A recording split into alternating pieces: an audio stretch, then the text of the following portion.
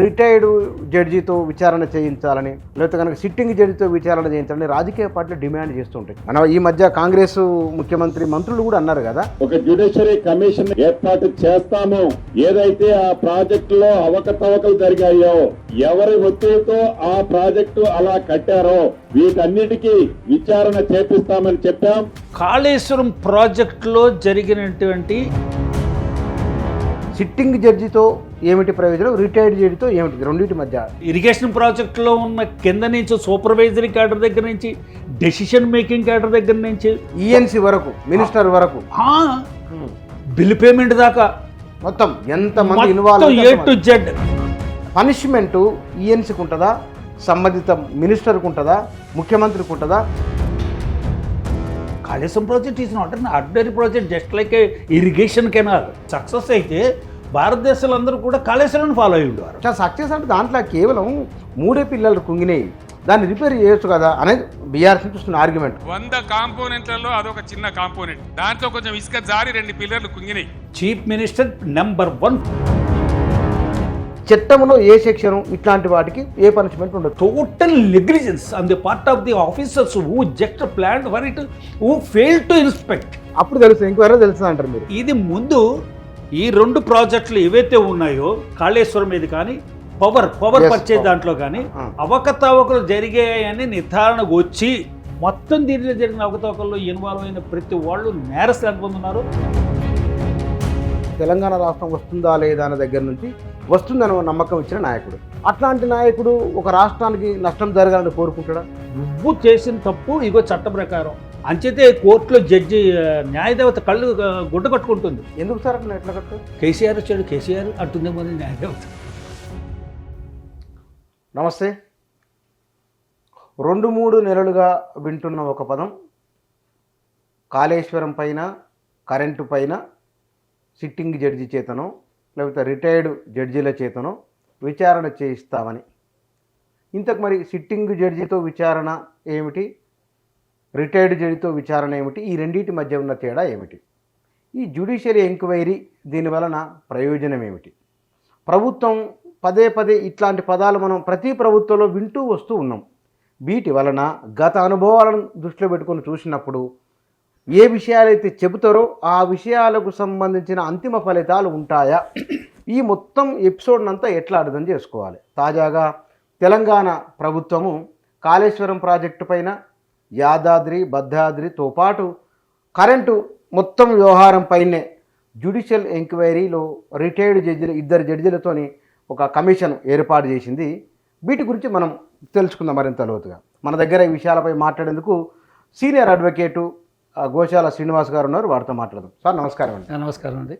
Sir, ఇది retired జడ్జితో విచారణ చేయించాలని, లేకపోతే కనుక సిట్టింగ్ జడ్జితో విచారణ చేయించాలని రాజకీయ పార్టీలు డిమాండ్ చేస్తూ ఉంటాయి. చాలా సందర్భాల్లో వింటాం.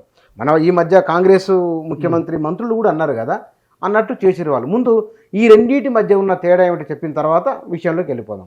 అసలు ఒక సంఘటన కానీ ఒక వ్యవహారం మీద కానీ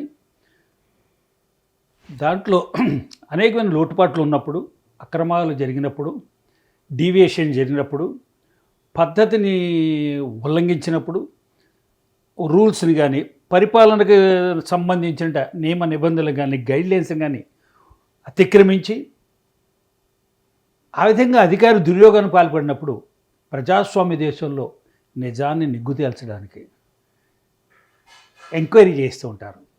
జ్యుడిషియల్ ఎంక్వైరీ ఒక పద్ధతి, మెజిస్ట్రియల్ ఎంక్వైరీ ఒక పద్ధతి, కమిషన్ ఆఫ్ ఎంక్వైరీస్ కింద యాక్ట్ కింద ఎంక్వైరీ కమిషన్ అపాయింట్ చేసి ఆ విధంగా ఎంక్వైరీ చేస్తుంటారు. ఈ ఎంక్వైరీ యొక్క ప్రధాన లక్ష్యం జరిగిన వాస్తవాల మీద, లోటుపాట్లు ఎక్కడ జరిగాయి, ఎవరు కారకులు, ఎంత మేర దాని ప్రభావం ఉంది, నష్టం జరిగింది, తప్పు జరిగింది, కాబట్టి ఫ్యాక్ట్ ఫైండింగ్ అంటాం. ఓ ఫ్యాక్ట్ ఫైండింగ్, దీంట్లో నిజాలు నిగ్గు చేయడానికి ఈ కమిషన్ వేస్తారు. జ్యుడిషియల్ ఎంక్వైరీ అనేది it is nothing but total case enquiry. కేసును కండక్ట్ చేసేస్తారు. జ్యుడిషియల్ ఎంక్వైరీ జ్యుడిషియల్ ఎంక్వైరీ ఇంకా వేరే ఉండదు. Judicial enquiry is final. అంటే ఒక కేసు మనం కోర్టులో రిఫర్ చేస్తాం, దట్ ఈజ్ ఎంక్వైరీ. కోర్టు విచారణ చేయడమే జ్యుడిషియల్ ఎంక్వైరీ. అంతేకాని రిపోర్ట్ ఇవ్వడం ఉండదు. ఫైనల్ ఫైండింగ్, అంతేగా. ఆ finding judicial enquiry judge evidence record చేస్తారు, క్రాస్ ఎగ్జామినేషన్ ఉంటుంది, చీఫ్ ఎగ్జామినేషన్ ఉంటుంది, ఆర్బిట్రేషన్ ఎలాగో అలాగా ఎంక్వైరీ చేసేస్తారు. ఎంక్వైరీ కమిషన్స్లో రికమెండేషన్స్ ఇస్తారు, రిపోర్ట్ ఇస్తారు, ఒక రిపోర్ట్ తయారు చేసి ఇస్తారు. షా కమిషన్ అని వినే ఉంటారు, 1977 షా కమిషన్ వచ్చింది. Emergency Indira Gandhi emergency. ఎమర్జెన్సీ వల్ల వచ్చినట్టు అకృత్యాలు ఏవైతే అవకతవకలు ఉన్నాయో, అంటే అధికార దుర్యోగం ఎక్కడ జరిగిందో, ప్రాథమిక హక్కులు ఎక్కడ భంగం కలిగాయో, మానవ హక్కులు ఎక్కడ బలంగాయో, ప్రభుత్వం పూర్తిగా ప్రజాస్వామ్య విలువలు పక్కకు పెట్టేసి రాజ్యాంగ ఏతర శక్తులు కొన్ని రాజ్యాంగేతర ఎక్స్ట్రా కాన్స్టిట్యూషనల్ పవర్స్ని ఎంజాయ్ చేసి ఎలాగ దాన్ని అతిక్రమించారు, అవకతవకలు ఏం జరిగాయి, దాని మీద ఎంక్వైరీలు చేస్తారు. ఇప్పుడు ప్రధానంగా తెలంగాణలో 2 అంశాలు 3 అంశాలు కూడా ఉన్నాయి, చాలా అంశాలు ఉన్నాయి. కాళేశ్వరం ప్రాజెక్టులో జరిగినటువంటి అవకతవకలు ఏమైనా ఉన్నాయా అన్నారు కదా. దీన్ని నాకు కొంచెం సిట్టింగ్ జడ్జితో ఏమిటి ప్రయోజనం, రిటైర్డ్ జడ్జితో ఏమిటి, రెండింటి మధ్య కొంచెం. రిటైర్డ్ జడ్జి కూడా జ్యుడిషియల్ పవర్స్ ఉన్నాయి, జ్యుడిషియల్ కమిషనే అది. జ్యుడిషియల్ కమిషన్ ఫైండింగ్ ఇవ్వడానికి ఉందా? ఫైండింగ్ ఇవ్వడానికి ఉంటే సుప్రీంకోర్ట్ ఆఫ్ ఇండియాకి వెళ్ళి కమిషన్ ఆఫ్ అంటే జ్యుడిషియల్ కమిషన్ కింద దీనికి ఒక గుర్తింపు రావాలి. For all purposes judge summons will be issued, witness will be called for, and it's all the documents will be examined, and all experts మీరు ఉన్నారు కదా నిపుణులు, అందరు నిపుణులు కూడా విట్నెస్గా పిలుస్తారు. ఈ మొత్తం ఈ ఇరిగేషన్ ప్రాజెక్టులో ఉన్న కింద నుంచి సూపర్వైజరీ క్యాడర్ దగ్గర నుంచి డెసిషన్ మేకింగ్ క్యాడర్ దగ్గర నుంచి ఈఎన్సీ వరకు, మినిస్టర్ వరకు, బిల్ పేమెంట్ దాకా మొత్తం ఎంతమంది involve, A to Z. Tender దగ్గరికి ప్రపోజల్ ఉంటుంది, టెండర్ కాల్చర్ చేయడానికి ముందు ప్రపోజల్. కాళేశ్వరం ప్రాజెక్ట్ను ప్రపోజల్ తయారు చేస్తారు, ప్రపోజల్ తయారు చేసి ఎక్స్పర్ట్స్ అందరూ కూర్చుని దీని మీద ఒక ప్రపోజల్కి ఒక దాన్ని ఏమంటారు ఫిగర్ తయారు చేస్తాం. డిపిఆర్ డీటెయిల్ ప్రాజెక్ట్ రిపోర్ట్ ఉంటుంది, దాని మీద డీటెయిల్ ప్రాజెక్ట్ రిపోర్ట్ తయారు చేసిన తర్వాత దీని మీద ఎస్టిమేషన్స్ ఉంటాయి. ఎస్టిమేషన్స్ ఉన్న తర్వాత శాంక్షన్స్ అవన్నీ పెట్టినది బిజినెస్, అది ఫైనాన్షియల్ శాంక్షన్స్, ఫైనాన్షియల్ కాంకరెన్స్ ఇవన్నీ అయిపోయిన తర్వాత ఈ ప్రాజెక్ట్ని టెండర్స్ పిలిచేటప్పుడు దీని మీద మీటింగ్లు ఉంటాయి. మీటింగ్లు ఖచ్చితంగా ఉంటాయి. చాలామంది తెలియక కాంపోనెంట్స్ అంటున్నారు. కాంపోనెంట్ అన్నది ఒక ప్రాజెక్ట్ నిర్మాణం చేసేప్పుడు దాంట్లో వాడే పదార్థాలు ఏంటి, మెటీరియల్ని కాంపోనెంట్ అంటారు.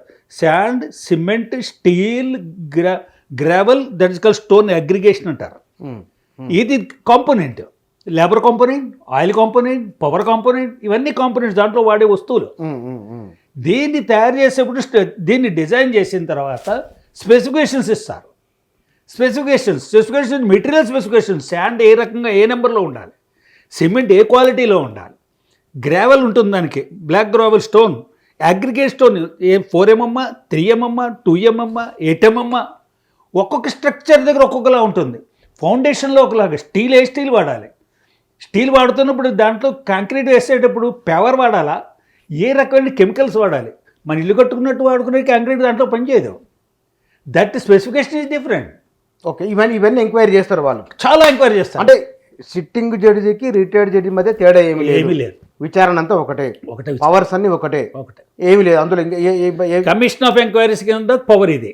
Okay, judicial officers, judges power వేరు. ఓకే, కానీ మన దగ్గర అనుభవాలు ఉన్నాయి. మనం షా కమిషన్ అంటే షా కమిషన్, చాలా కమిషన్లు వచ్చినాయి. ఈవెన్ తో శ్రీకృష్ణ కమిటీ వరకు, ఇది కమిటీ, ఇది అంతవరకు అంటే జడ్జీలు చేసుకుంటూ వచ్చినాయి ఉన్నాయి కదా. ఇందులో ఫైనల్ రిజల్ట్ అనేది గవర్నమెంట్ చేతిలో ఉంటుందా, లేకపోతే ఆయా కమిషన్లు అల్టిమేట్గా డెసిషన్ ఉంటుందా? చాలా కమిషన్ రిపోర్ట్ని టేబుల్ చేయడం అంటే పార్లమెంట్లో అంటాం. టేబుల్ చేయాలి, పబ్లిక్ రిలీజ్ చేయాలి, పబ్లిక్ తెలియాలి. టేబుల్ చేస్తే పబ్లిక్ వచ్చేసినట్టే. గవర్నమెంట్ అక్కడతో ఆగిపోతుందా? ఎంక్వైరీ కమిషన్ వేసేసిన తర్వాత రిపోర్ట్ తీసేసుకున్న తర్వాత అక్కడైనా ఆగిపోతుందా? ఫర్దర్గా దీని మీద ప్రొసీడ్ అవుతుందా? ఎంక్వైరీ కమిషన్లో తేల్చేశారు, ఇగో ఇక్కడ డివియేషన్ జరిగాయి, ఇక్కడ చాలా దాని అంటారు అధికార దుర్వినియోగం జరిగింది, లేకపోతే డివియేషన్స్ అని జరిగాయి. దీన్ని పట్టుకుని ఒక్కొక్క దాంట్లో ఎక్కడెక్కడ ఏటువంటి జరిగాయి, డివియేషన్స్ జరిగాయి, లేకపోతే జరగకూడదు జరిగాయి. This is a cheap quality. మీరంటారు కదా quality control board, quality control department ఉంది. క్వాలిటీ కంట్రోల్ వాళ్ళు క్వాలిటీని వాడారా లేదా? ఈ క్వాలిటీ వాడలేదు, ఇది 18 కోట్లు, 180 లక్షల కోట్లు, లేకపోతే 10 లక్షల కోట్లు ఖర్చు అయింది. 1,00,000 కోట్లు ఈ కాంపోనెంట్ వాడారు, కానీ ఆ కాంపోనెంట్ నాసిరకం. అది దగ్గరికి 5 ఇంత ప్రెషర్లో వస్తే, ఇది వాటర్ కరెంట్ టీ ప్రెషర్లో వస్తే తట్టుకోలేదు దీనికి. ఇది రెండు వరదల్లో 2 తుఫాన్లో ఈ లెవెల్లో వచ్చింది వాటర్ కరెంట్. దానివల్ల తట్టుకోలేకపోయింది. లేదు, సాయిల్ టెస్టింగ్ అవ్వలేదు. సాయిల్ టెస్టింగ్ అయితే ఈ 2 రకాల సాయిల్స్ ఉన్నాయి, స్వెల్లింగ్ సాయిల్ అండ్ మొరు అంటారు దాన్ని, కొరస. మన కరీంనగర్ ఏరియా అంతా కూడా కొరస సాయిల్, అవును, స్వెల్లింగ్ సాయిల్ లేదు, అవును, బురద లేదు అక్కడ. అది ఎంత డీప్లోకి తవ్వాలి, ఎంత రివిటింగ్ కట్టాలి, ఎంత లోపలికి ట్యాంక్ చేయాలి, అక్కడి నుంచి వాటర్ డ్రై అప్ చేయాలి, చేసి కాంక్రీట్ వర్క్ జరగాలి. ఆ స్పెసిఫికేషన్స్, టెక్నికల్ స్పెసిఫికేషన్స్ అన్నీ ఫాలో అయ్యారా లేదా, డీవియేషన్స్ వచ్చాయా, ఇవన్నీ కూడా కరెక్ట్గా చేసి రిపోర్ట్ ఇచ్చిన తర్వాత ప్రాసిక్యూషన్ చేయాలి. Yes, this is a wonderful document, మన చేతిలో ఉంది ఆధారం, ఎంక్వైరీ డిపార్ట్మెంట్ ఎలా చేసింది. కాబట్టి ఇప్పుడు నేరస్తుల్ని శిక్షించే విధానం వేరు. ఆ కమిషన్కి నేరస్తులు ఎవరో చెప్పే అధికారం ఉంది. ఎస్, అదే కమిషన్ ఎవరు దీని బాధ్యులో గుర్తిస్తుంది. మరి పనిష్మెంట్ ఏమిటి? అది బాధ్యుల మీద ప్రొసీడ్ అవ్వాలి కదా. స్కిల్ డెవలప్మెంట్ కార్పొరేషన్లో జరిగిన అవకతవకల మీద ఈడీ పట్టుకుంది, అవును, డైరెక్టర్ ఆఫ్ ఎన్ఫోర్స్మెంట్. అవును, మాకు దీంట్లో జిఎస్టీ రాలేదు, మీరు బిల్ చేసేసారు, బిల్లులో జిఎస్టీ రావాలి, మీకు బిల్ పే చేశారు, మాకు అక్కర్లేదు, ఆయన 8,000 కోట్లు ఇచ్చేశారు, మాకేం పర్లేదు, మాకు దాని జిఎస్టీ రావాలంటారు. ఎవరు? రెవెన్యూ, సెంట్రల్ రెవెన్యూ ఉంది కదా జిఎస్టీ. వాళ్ళు ఏం చేస్తారు, బాబు ఇది చూడండి, మీరు విజిలెన్స్కి ఇస్తారు, చూడండి విజిలెన్స్ వాళ్ళు పట్టేసుకుంటారు. 8,000 కోట్ల రూపాయలు మన సుబ్బయ్య గారికి అయిపోయింది పేమెంట్ అని. మరి మన జిఎస్టీ రాలేదే. అప్పుడు గవర్నమెంట్ నోటీస్ ఇస్తారు, దీంట్లో మీరు పే చేస్తారు బిల్లు, జిఎస్టీ పట్టుకోలేదు, ఎవరు పే చేస్తారు? ఫస్ట్ మిమ్మల్ని pay master is held liable, government pay master. ఇక్కడ జరిగింది government pay master. Government public amount తోటి ఒక ప్రాజెక్ట్ని అనౌన్స్ చేసిన తర్వాత ప్రాజెక్ట్ని ఫ్లోట్ చేశాక కంప్లీట్ అయ్యే వరకు రెస్పాన్సిబిలిటీ గవర్నమెంట్. ఎంప్లాయర్ అంటారు ఇంజనీరింగ్ డిపార్ట్మెంట్లో, గవర్నమెంట్ ఇది ఎంప్లాయర్, కాంట్రాక్టర్ ఇది కాంట్రాక్టర్. కాంట్రాక్టర్ ప్రాజెక్ట్ కట్టి ఇవ్వాలి, ప్రాజెక్టర్కి కావాల్సిన డబ్బులు వాళ్ళు ఇవ్వాలి, డిఫెక్ట్స్ లయబిలిటీ పీరియడ్ ఉంది, క్వాలిటీ కంట్రోల్ వాళ్ళు ఇన్స్పెక్షన్ ఉంటుంది. ఈ రెగ్యులర్గా బిల్ చేసినప్పుడు బిల్లుని అప్రూవ్ చేసి, ప్రొడక్ట్ని అప్రూవ్ చేసి, ఎస్ ఇక్కడ దాకా ఈ స్ట్రక్చర్ కట్టాడు, స్ట్రక్చర్లో ఎక్కువ స్ట్రక్చర్లు ఉంటాయి, ఇక్కడ దాకా ఈ స్ట్రక్చర్ కట్టారు, స్ట్రక్చర్ ఈజ్ కరెక్ట్, దీన్ని బిల్ పే చేసేయచ్చు మనం. ఎంత పట్టుకుంటారండి అంటే డిఫెక్ట్స్ లయబిలిటీ బిల్ దాకా పెర్ఫార్మెన్స్ సెక్యూరిటీ కింద కొంత పట్టుకుంటారు, ఫైనల్ బిల్ ఇవ్వరు. అవును, ఇదంతా చేసేక ఇస్తారు. కాబట్టి ఈ రకమైన ఎక్సర్సైజ్ అంతా పెర్ఫెక్ట్గా జరిగిందా లేదా, ఇప్పుడు మీరు వేసిన జ్యుడిషియల్ ఎంక్వైరీ ఉంది కదా, ఈ రిటైర్డ్ జడ్జెస్ వాళ్ళు తీక్షణంగా కూలంకషంగా వీటిని ఎగ్జామిన్ చేస్తారు. ఇష్యూస్ ఒక్కొక్కటి సార్ట్ అవుట్ చేస్తారు. దీంట్లో ఒకటి శాసనం అటు గవర్నమెంట్గా వాళ్ళు ఒక డెసిషన్ తీసుకున్నాక ఇరిగేషన్లో ఒక ఈఎన్సీ ఉంటాడు, స్టేట్ మొత్తానికి ఈఎన్సీ ఉంటాడు, ఏఈలు, డిఈలు, ఎస్ఈలు, కింది స్థాయి వరకు ఒక వ్యవస్థ పైనుంచి కింది వరకు ఉంటుంది, చివరి వరకు ఉంటుంది. ఇందులో ఎవరి పాత్ర, ఇప్పుడు ఉదాహరణకు 80,000 కోట్ల రూపాయలు ఖర్చు అయింది కాళేశ్వరంలో. రామగుండం ఈఎన్సీ ఏం చేసిన ఆయన ఒకసారి గడువు లయబిలిటీ కింద ఇదైందని, లేదా మొత్తం ఎంబీ బుక్ ఉందని, ఎంబీ బుక్ లేదని, మీరు మళ్ళీ రిపేర్ చేయాలని, ఓసారి వద్దు అని గందరగోళం క్రియేట్ అయింది. అక్కడ పనిష్మెంటు ఈఎన్సీకి ఉంటుందా, సంబంధిత మినిస్టర్కి ఉంటుందా, ముఖ్యమంత్రికి ఉంటుందా, ఇక్కడ రామగుండంలో ఉన్న ఈఎన్సీకి ఉంటుందా, ఎవరికి ఉంటుంది? కింద క్లర్క్ చేసిన తప్పుకి క్లర్క్ గారు సూపర్వైజరు, అక్కడ మీకుంటారు క్లాసీ సక్రో సూపర్వైజరు, అతను చేసిన తప్పుకి the master is held liable. కింద దాకా అతను తప్పు నువ్వు ఎక్కడ నువ్వు చెక్ చేయలేదా, చెక్స్ అండ్ బ్యాలెన్సెస్ బొత్తద్దం పెట్టి చూడలేదా, you have proved, you have allowed that person to do work. నీ టాప్ మోస్ట్ బాస్ తప్పించుకోలేడు, నేను చేసింది కదా తప్పు, అతను చేసింది అని అనలేడు. నీ బాస్ ఎందుకంటారు కౌంటర్ కౌంటర్ చెక్ నువ్వేం చేస్తావు, ర్యాండమ్ చెక్కు లేదు, రెగ్యులర్ చెక్కు లేదు, దీనికి ర్యాండమ్ చెక్కులు కుదరదు, అక్కడక్కడ రాయి తీసి కుదరదు, అంతా కూడా చేయాలి సూపర్వైజేషన్. దీంట్లో పైవాడు ఏదైనా తప్పు చేస్తే పైవాడిది పడిపోతాడు. ఇక్కడ కలెక్టివ్ రెస్పాన్సిబిలిటీ సిస్టంలో. ప్లాన్ తయారు చేస్తున్నాడు, ప్లాన్ తయారు చేయడం తప్ప, డిజైన్ తప్ప. ఈ డిజైన్ తప్పు అయితే కరెక్ట్గా చెప్తారు, ఎస్ డిజైన్స్ కరెక్ట్ డిజైన్ కాదు, సరిగ్గా స్పెసిఫికేషన్స్ లేవు, సరిగ్గా దీన్ని మానిటర్ చేయలేదు, ఎప్పటికప్పుడు మళ్ళీ కొత్త వర్కులు డెవలప్ అవుతాయి. తెలియకుండానే మొత్తం అంతా ఏం చేస్తారంటే, ఇది కన్సల్టెన్సీ పెద్దది, ఇది Kaleshwaram project is not an ordinary project, just like a irrigation canal. Irrigation canal అడిగి పిల్ల కాలువలు. ఆ వరల్డ్లోనే ఎక్కడ లేదట అట్లాంటిది, అంత పెద్ద ప్రాజెక్ట్. అయ్యో అసలు ఫేమస్, ఇది సక్సెస్ అయితే భారతదేశంలో అందరూ కూడా కాళేశ్వరాన్ని ఫాలో అయ్యి ఉండేవారు. చాలా సక్సెస్ అంటే దాంట్లో కేవలం 3 పిల్లలు కుంగినాయి, దాన్ని రిపేర్ చేయొచ్చు కదా అనేది బీఆర్ఎస్ నుంచి వస్తున్న ఆర్గ్యుమెంట్.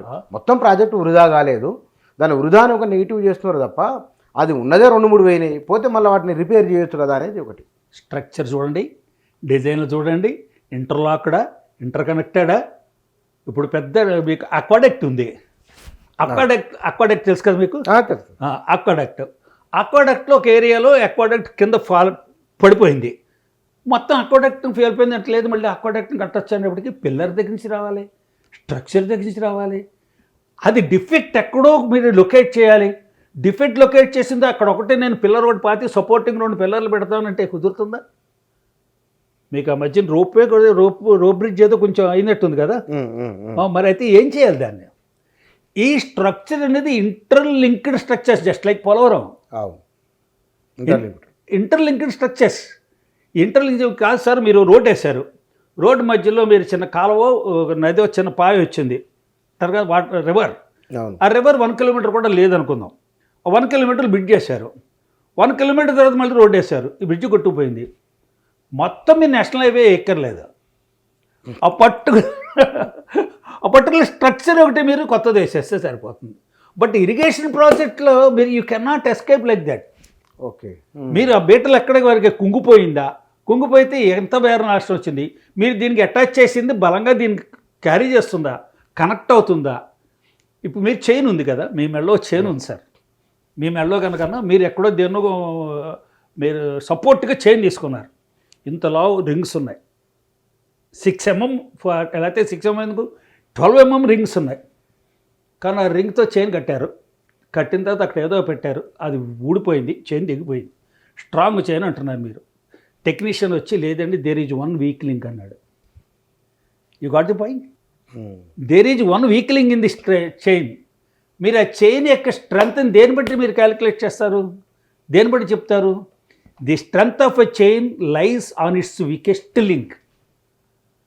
ఇప్పుడు టోటల్ ప్రాజెక్ట్లో యూ గాట్ ది పాయింట్. అదే అర్థం. అంటే దీంట్లో చట్టం ప్రకారము ఇట్లాంటి వాటికి ఇరిగేషన్, మనం ఇంకా విద్యుత్కి వెళ్ళే ఇరిగేషన్ దగ్గరే ఉన్నాం, వీటికి చట్టం ఏం చెప్తున్నది? ఏ స్థాయి వారికి నిజంగానే పొరపాటు అని తేలితే 1, 2 పొరపాటు కాదు, ఇది ప్రకృతి పరంగా సంభవించిన ఒకానొక విపత్తు. ఈ విపత్తులు ఎవరేమేం చేయలేం, భూకంపాలను ఎవరేమేం చేయలేం, ఊహించని అఖండమైన వరద వస్తే మనం ఏమేం చేయలేం. విపత్తుల కింద తేలింది అనుకోండి, ఏ విధమైన చట్టం చెప్తున్నది, ఎట్లా డిఫైన్ చేస్తున్నది? లేదు. ఈఎన్సీ నుంచి ముఖ్యమంత్రి, ఇరిగేషన్ మంత్రి కింద మెయింటెనెన్స్ చూసేంత వరకు మొత్తంలో మిస్టేక్స్ అయింది అనుకోండి, అక్కడ ఎవరెవరికి ఏ స్థాయిలో శిక్షలు ఉంటాయి, చట్టం ఏం చెప్తుంది? Wonderful question. మన యొక్క కన్స్ట్రక్షన్ వర్క్ దేశంలో ప్లేన్స్ వచ్చేప్పటికి, ప్లేన్స్ ఒక రకమైన కన్స్ట్రక్షన్ వర్క్. సాయిల్, ఇప్పుడు మీకు ఆంధ్రాలో ఎక్కువ సలిన్ సాయిల్స్, బురద. అవును, సమ్మర్లో వచ్చేప్పటికి నెలలు వచ్చేస్తాయి. అవును, మొత్తం మనిషి కాలు పడిపోతూ ఉంటుంది. అవును, కొన్ని చోట్ల సాయిల్ సెటిల్ అవుతూ ఉంటుంది. ఇక్కడ వీళ్ళు సాయిల్ సెటిలింగ్ అంటున్నారు, ఇసుక జారిపోయిందండి. అవును, సాయిల్ సెటిల్ అయిపోతుంది, కిందకి దిగిపోతుంది. ఆ రకమైన సాయిల్ ఉంది. వాటర్ ఫ్లో కొండ దగ్గర ఉంటుంది మీకు, పాపికొండలో. ఒకసారి కొండను ఢీకొట్టిన తర్వాత ఆ వాటర్ ఇంకా ఫాస్ట్గా వచ్చేస్తుంది, అదరికి కొట్టుకుపోతాయి, ఊళ్ళు కొట్టుకుపోతాయి. మీకు ఏరియా వైజ్ వర్క్కి ఆ నాలెడ్జ్ ఉన్న ఇంజనీర్లు కాటన్ ద్వారా, అప్పుడు సర్దార్ ఆర్థర్ కాటన్ ధవళేశ్వరంలో ప్రాజెక్ట్ కట్టినప్పుడు ఇవన్నీ దృష్టిలో పెట్టుకునే కట్టారు. అవును, సెస్మిక్ జోన్ అని ఉంది ఒక ఏరియాలో. సెస్మిక్ జోన్ అంటే భూకంపాలు. పోలవరం ప్రాజెక్ట్ సెస్మిక్ జోన్ దగ్గరగా ఉంది. అంటే ఎంత డిగ్రీలో ఉంది, ఎంత దూరంలో ఉంది, అదంతా కూడా మొత్తం పెద్ద ప్రాజెక్ట్ కదా, రకరకాల స్ట్రక్చర్లు ఉన్నాయి. ఇవన్నీ కూడా సాయిల్ నేచర్ని, అక్కడున్న వాతావరణాన్ని, అక్కడున్న స్టీమ్ ఏదైతే వస్తుందో ఇవన్నీ దృష్టిలో పెట్టుకుని డిజైన్ చేయాలి, స్ట్రక్చర్ని డిజైన్ చేయాలి. చేసి దాని కన్స్ట్రక్షన్ ఏ రకమైన కన్స్ట్రక్షన్ కావాలి, దాని మెటీరియల్కి క్వాలిటీ ఏమిటి, ఏ రకంగా ఉండాలి. అవును, అవన్నీ చూడాల్సిందే. అదే ఇప్పుడు ఎంత బలమైన నిర్మాణం అయినా సరే, ఉదాహరణకు మీరు అన్నారు కాబట్టి చెప్తున్నా, ధవళేశ్వరం దగ్గర కింద పిల్లలకి తీసుకొస్తే వెంటనే మరమ్మతు చేసిరట. తర్వాత మనం ప్రకాశం బ్యారేజ్ కూడా అట్లే తీసుకొస్తే మరమ్మతు చేసిరట.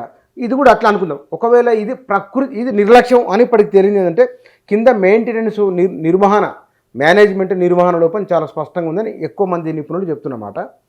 అయితే ఇందులో విపత్తు వచ్చినప్పుడు ఏ చట్ట ప్రకారం ఏ శిక్ష ఉండవచ్చు, ఇక్కడ మొత్తం పైనుంచి కింద దాకా పర్యవేక్షణ లోపం ఉంటే కనుక, నిర్లక్ష్యం ఉంటే కనుక ఎవరికి ఏ తరా శిక్ష ఇవ్వడం, ఏ సెక్షను ఏ క్లాస్ ఏం చెప్తుంది?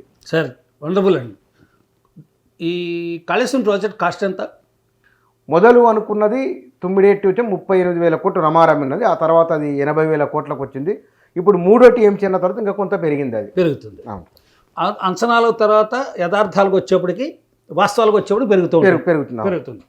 ఈ ప్రాజెక్ట్ అల్టిమేట్గా రిజల్ట్ ఒక మనకి ఈల్డ్ అంటాం, ప్రాజెక్ట్ ఈల్డ్. అవును, ప్రాజెక్ట్ ఈల్డ్ వచ్చేప్పటికి ఇంత ఆయకట్, అవును, ఇంత ల్యాండ్ 2 లక్షల ఎకరాలకు water, irrigation water, drinking water, industrial purpose water, అన్ని రకాలుగా ఆ చుట్టుపక్కల ఎక్కడెక్కడ దీన్ని అంటే దీన్ని ఏం చేసి క్యాటర్ చేస్తుందంటే చాలా డ్యాములకి ఇది వాటర్స్ కూడా సప్లై చేస్తుంది. అప్పర్ లేదు, మైనర్ కానీ కిందలో ఎవరికైనా. అవును, ఈ మొత్తం పర్పస్ డిఫీట్ అయింది. ఖర్చు పర్పస్ డిఫీట్ అవడం అది. ఇప్పుడు మీరు అన్నారు చెప్పారు కదా, ఏమిటి వాతావరణ ప్రభావం ఉంటుంది, యాక్ట్ ఆఫ్ గాడ్. అవును, యాక్ట్ ఆఫ్ గాడ్. అంతే, మనం యాక్ట్ ఆఫ్ గాడ్ని దృష్టిలో పెట్టుకోవాలి. మీరు రాజస్థాన్ ఎడారిలో కట్టుకుంటున్నప్పుడు ఇది మీరు కరీంనగర్లో కడుతున్నట్టుగా డిజైన్ చేయలేరు, ప్లాన్ చేయలేరు. గోదావరి మీకు కడుతున్న దానికి గోదావరి ఫ్లో ఎంత ఉంటుంది, గోదావరికి వరదలు ఎక్కడెక్కడ వస్తాయి, వచ్చినప్పుడు ఏ రకంగా వచ్చాయి, గతంలో ఉధృతంగా వరదలు వచ్చినప్పుడు ఆ బ్రిడ్జీలు ఏమైనా కొట్టుకుపోయాయా? మీరు ఇందాక మంచి ఉదాహరణ చెప్పారు. ధవళేశ్వరం ఆనకట్టల దగ్గర ఆనకట్టు కొట్టుపోయింది, అక్కడెక్కడ స్టీల్ వాడలేదు, సిమెంట్ వాడలేదు. ధవళేశ్వరం ఆనకట్ట దగ్గర ఆ వాడిన వాటిని 2 అక్కడ డోర్స్ పోయి మొత్తం కింద నుంచి లాకులు అంటే పోయి కాపర్ డ్యామ్ కట్టి దాని వాటర్ అంతా డైవర్ట్, వాటర్ మొత్తం నిల్లైపోయింది. గోదావరిలో వాటర్ ఒక్కసారి ఆనకట్టు పోయిన వెంటనే మొత్తం అంతా కూడా దాన్ని సముద్రంలో కలిపోయింది. మొత్తం పర్రలా కనపడింది, ఇసుక తెప్పల్లా కనపడింది గోదావరి. మళ్ళీ గోదావరిని స్ట్రెంథన్ చేయాలంటే టైం పట్టింది. దానికి మనకు ఇంజనీర్స్, అప్పుడున్న ఇంజనీర్స్, దేశంలో ఉన్న అందరు ఇంజనీర్స్తో, ఇరిగేషన్ ఇంజనీర్స్తో కూర్చుని మాట్లాడి అనేకమైన ప్లాన్ చేసి ముందు వాటర్ని స్ట్రెంథన్ చేయాలని ఎక్కడ లేని రాకులు తీసుకొచ్చి వేశారు. దాంట్లో ఎమర్జెన్సీ పర్పస్ రోడ్లు ఆపేశారు. ఎందుకంటే ఒకసారి వాటర్ వెళ్ళిపోయింది, అయితే వాటర్ ఏం చేస్తుందండి, గట్టుని బలంగా నొక్కట్టి పెడుతుంది. వాటర్ వెళ్ళిపోతే ఇక్కడి నుంచి ప్రెషర్ లేదు కదా. కరెక్ట్. అది సిటీ అంతా జారిపోయింది లోపలికి. అవును, అంటే ఇది సార్ మీరు అనే మీ ఉద్దేశం ఏమిటి? ప్రకృతి పత్తులు లేదు, ముందు చూపు ఉండాలని అని మీరు చెప్పదలుచుకున్నది, రైట్? ఒకవేళ ఇది కూడా పొరపాటు అనుకుందాం, ఇట్లా కూడా చట్టంలో ఏ సెక్షను ఇట్లాంటి వాటికి ఏ పనిష్మెంట్ ఉండొచ్చు, ఎంతకాలం ఉంటే ఎట్లుంటాయి? నెగ్లిజెన్స్ ఒకటి, నెగ్లిజెన్స్ లేదా లేక్ ఆఫ్ ఇన్ఫర్మేషన్. మీకు ఎవరో ఇన్ఫర్మేషన్ ఇవ్వాలి, ఓకే, ఈ ఎత్తకు సంబంధించి కానీ ఏరియాకి సంబంధించి కానీ నువ్వు వాడుతున్న మెటీరియల్ మీద నీకు కమాండ్ లేదు, నాలెడ్జ్ లేదు, నువ్వు క్వాలిటీ కంట్రోల్ నువ్వు చూడలేదు, డిజైన్స్ చూసి డిజైన్స్ ప్రకారం సరిపోతుంది లేదా అని కమిటీకి ఇవ్వాలి, ఎక్స్పర్ట్స్ కమిటీ నీకు ఏం చెప్పారు? ది కలెక్టివ్ రెస్పాన్సిబిలిటీ అంటే అర్థం ఏంటంటే పెన్నులు కాగితాలు కలిసి పనిచేయడం కాదు, బుర్రలు కలిసి పనిచేయడం. మీ పెన్ను మీ కాగితం కాదు, కలెక్టివ్ రెస్పాన్సిబిలిటీ అయితే మన అందరూ కూర్చొని సంతకం పెట్టడం కాదు. దీని మీద డిస్కషను, డిబేటు, ఎంత డీప్ డిస్కషన్ జరగాలంటే జరుగు డెసిషన్ రావాలి. ఎవ్రీ డే డిఫెక్ట్స్ని కనిపెడుతూ ఉండాలి. కనిపెట్టలేదు అనుకున్నాం. ఇప్పుడు ఇవన్నీ జరిగినాయి కాబట్టి ఈ లోపం వచ్చింది, వాళ్ళ ఎంక్వైరీ వరకు వచ్చింది. అదే యాక్ట్ అనేది, ఇప్పుడు ఉదాహరణకు యాక్ట్ ఉంది, దాని మీద చెప్తాం కదా. Negligence, IPC is there. Section ఏమిటి, ఏ సెక్షన్ ఉంది? ప్రభుత్వ అధికారుల నిర్లక్ష్యం వల్ల. ఇప్పుడు ప్రభుత్వ అధికారులు, ఇప్పుడు నేను తీసుకుని మా గోడ కట్టానండి మా ఇంట్లో, ఆ గోడ కొన్నాళ్ళు డమాలు కూలిపోయి రోడ్డు మీద వెళ్తున్నాడు పడిపోయింది, నా బిల్డింగే పడిపోయింది, 8 చచ్చిపోయారు. ఇప్పుడు పడిపోయిన ఫ్లైఓవర్ ఉందిగా మన దృష్టిలో, పడిపోయిన ఫ్లైఓవర్. మరి కానీ ఇంజనీర్లు పట్టుకున్నారు కదా, ఇసుక అక్కడ రోడ్డు తవ్వారు, గోతులు తవ్వేశారు, శాండ్ పోసేశారు. ఈ ఫ్లైఓవర్కి బోట్ ఉండాలి సపోర్ట్ కింద నుంచి, ఈ శాండ్ మీద పెట్టేశారు. వర్షం పడింది, కింద శాండ్ కొట్టుకుపోయింది, సపోర్ట్లు వీకేపీ కిందకు వచ్చి జారిపోయి ఫ్లైఓవర్ పడిపోయింది. అదొకటే కదా టెక్నికల్గా స్క్రూటినీ చేసింది. కాబట్టి ఎవరు అసలు అక్కడ శాండ్ రిమూవ్ చేయాలి, రిమూవ్ చేయకుండా దాని మీద సపోర్ట్గా వెళ్ళవాడో, is it a powerful support? దీన్ని ఈ సపోర్ట్కి ఇది స్ట్రెంథ్ ఇస్తుందా కింద నుంచి? లేదు. సెటిలైకి చెప్పి ఇసుక చిన్న రేణులు పక్క తప్పిపోతాయి, గాలి తప్పిపోతాయి. కాబట్టి ఇది total negligence on the part of the officers who just plan for it, who fail to inspect. దీనిపైన ఉదాహరణకు 1950 పీపుల్స్ రిప్రజెంటేటివ్ యాక్ట్ ఉంది, ప్రజాప్రతినిధి చట్టం. అవును. అంటే వారి కొన్ని హక్కులు వారి ప్రివిలేజెస్ ఇచ్చింది చట్టం. అవును. అట్లనే వాళ్ళు తప్పు చేసినప్పుడు దేని ప్రకారం, ఎందుకంటే లక్షల కోట్ల budget, public security, public life వాళ్ళ చేతిలో ఉంటుంది, దే ఆర్ డెసిషన్ మేకర్స్. వాళ్ళ నెగ్లిజెన్స్ ఉన్నప్పుడు, లేదు వాళ్ళే పొరపాటు చేసినప్పుడు చట్టం ఏం శిక్ష చేయమని చెప్తుంది. చక్కగా ఇప్పుడు చూడండి, mischief by injury to public road, bridge or river and channel, ఇది ఒకటి ఉంది. Mischief by injury to works of irrigation or by wrongful diverting water, mischief by killing, ఇది అక్కర్లేదు, mischief by causing inundation or obstruction of public drainage attended by damage, ఇది ఇలా mischief negligence దాని మీద విపరీతంగా ఉన్నాయి. అన్లెస్ వి గో త్రూ, ఇవి ఒక్క సెక్షన్ ఉంటుందండి. ఇప్పుడు వచ్చేటువంటి ఎంక్వైరీలో ఏ సెక్షన్లకి వీళ్ళు అపరాధం చేశారన్నప్పటికీ 70-80 సెక్షన్లు పెడతారు. 70-80 సెక్షన్లు, 70-80 సెక్షన్లు. అంటే ఇది ఇప్పుడు మీరు చదివినట్టుగానే ఇరిగేషన్ వస్తుంది, మిస్చిప్ మీద ఏమేమి వస్తాయి, payment, irregular payment, material, cheap material మీకు స్టాండ్ దగ్గర గ్రేడ్ చేయలేదు, జల్లించాలి, దాన్ని ఫైండ్ క్వాలిటీ తీసుకురావాలి, వాటర్లో కడగాలి. అంటే ఇట్లా చాలా సెక్షన్లు వస్తాయి మరి. అసలు స్ట్రక్చర్ అంటే ఏమిటి, డిజైన్ అంటే ఏమిటి, ఇవన్నీ దాంట్లో ఉంటాయి. ఇప్పుడు ఉదాహరణకు ఇప్పుడు విద్యుత్ కొత్త, మనం విద్యుత్ విషయాల్లోకి వస్తే కనుక, విద్యుత్ విషయంలో ఏముందో ఒకసారి చూడండి, చెప్పండి ఆ ప్రశ్న. ఎలక్ట్రిసిటీ విషయంలో ఒకవేళ కనుక ఉన్న ఒక యూనిట్ ధర ఇంత ఉంటే ఇంత ఎక్కువ ధర కొనడం కానీ, ఎక్సెస్ ఇవ్వడం కానీ, లేదా బుద్ధిపూర్వకంగా ఉద్దేశపూర్వకంగా ప్రజాధనాన్ని అధిక మొత్తంలో ఖర్చు పెడితే నెంబర్ 1. నెంబర్ 2, అనవసరంగా విద్యుత్తును కొనుగోలు చేసి ఎక్కువ డబ్బులు చెల్లిస్తే, ఇదొక అంశం. లేదు, ఇవేవి కాకుండా ప్రజల అవసరార్థమై నిరంతరాయంగా విద్యుత్ ఇవ్వాలి కాబట్టి అనివార్యమై ఒకవేళ విద్యుత్ కొంటే కనుక, కొన్నడు తేలితే కనుక, వీళ్ళే గవర్నమెంటే బట్టగాల్చి మీదేస్తే కనుక, ఎట్లా ఈ 2 అంశాల పట్ల చట్టం ఏం చెప్తుంది శిక్షలు. రైట్, ముందు 2 అంశాల్లో ఉన్నట్టు తీవ్రత చూద్దాం. పవర్ పర్చేజ్ చేస్తాం స్టేట్ గవర్నమెంట్.